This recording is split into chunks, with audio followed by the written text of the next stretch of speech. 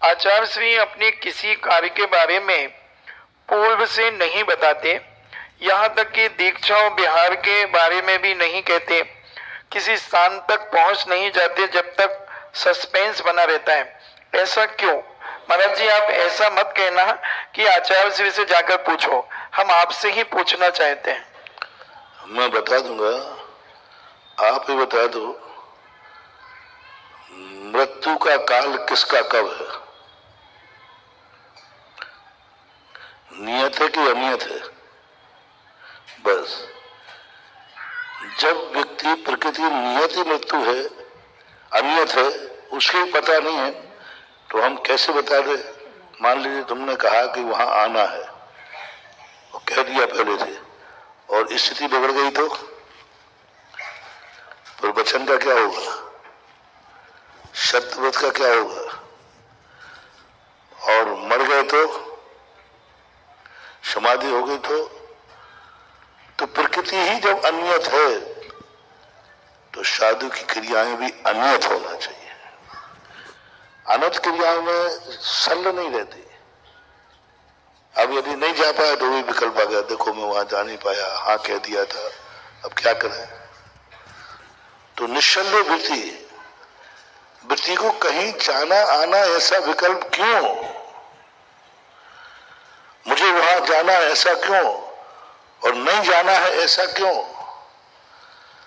आगरा से बिहार करना ऐसा क्यों और नहीं करना है ऐसा क्यों?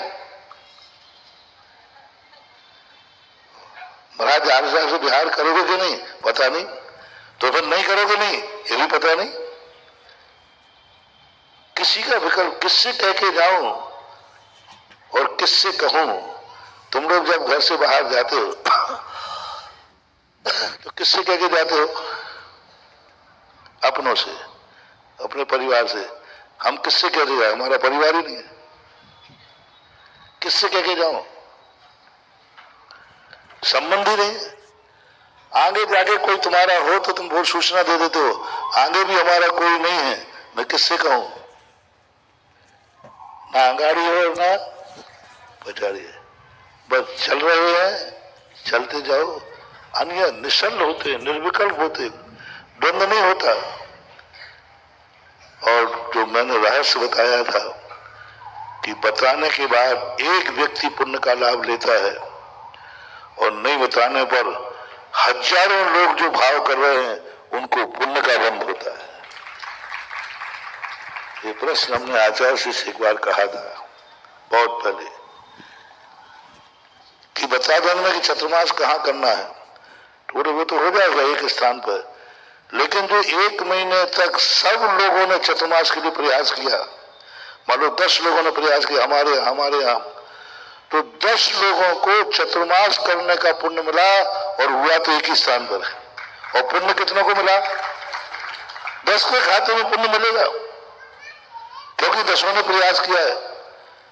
और हमने एक का कर दिया तो 9 के पुण्य का हमने अंतराय डाल दिया।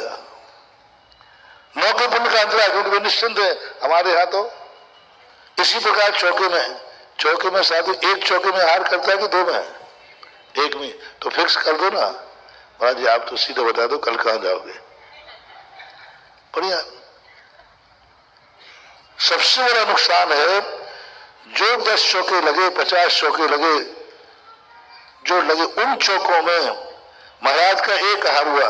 सुबह से सब लोग तैयारी कितने कर रहे हैं? 10 लोग, 10 लोग तैयारी कर रहे हैं, तरुण विशुद्धि कर रहे हैं, उनका पुण्य बन रहा है। अब एक निश्चित होने पर 9 लोगों ने जो पुण्य का बंध करना था वो पुण्य के बंध से वंचित हो जाएंगे। अन्यथा आहार 1 में होगा, पुण्य बंध 10 को होगा। इससे बड़ा अतिशय और क्या चाहिए? पुण्य आहार 1 के होगा और खाते पुण्य के 10 के भरे जाएंगे। ये है नियत विहार। यही स्थिति पुण्य के संबंध में हमेशा हर क्रिया में यही जानना चाहिए। नियत करने से व्यक्ति सीमित हो जाता है, सीमित व्यक्ति ही लाभ ले पाता है, असीम नहीं। और सभी जगह साधु चतुर्मास कर नहीं पाएगा, सभी चौकों में साधु जा नहीं पाएगा, लेकिन पुण्य बंद सारा भारत कर सकता है एक शादी के अनुसार।